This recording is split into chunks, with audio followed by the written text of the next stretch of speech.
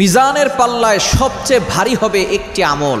এই একটি আমল যার যত বেশি হবে তার তত বেশি মিজানের পাল্লা ভারী হবে।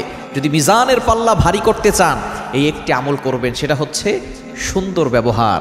আপনি যত বেশি মানুষের সাথে সুন্দর আচরণ করবেন, সুন্দর ব্যবহার করবেন, তত বেশি আপনার মিজানের পাল্লা ভারী হবে।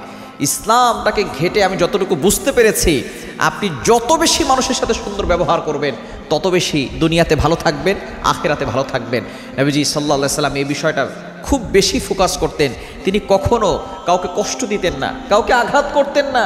তাকে কেউ আঘাত করলেও তিনি চুপ থাকতেন, তিনি হাসি মুখে তাকে ক্ষমা করে দিতেন।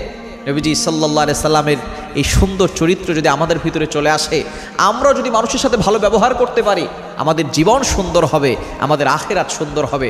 এজন্য আসুন, মিজানের পাল্লা ভারী করতে চাইলে সব সময় সকলের সাথে সুন্দর ব্যবহার করবেন। কেউ আপনাকে কষ্ট দিয়েছে, আপনি সাইলেন্ট হয়ে যান, চুপ হয়ে যান।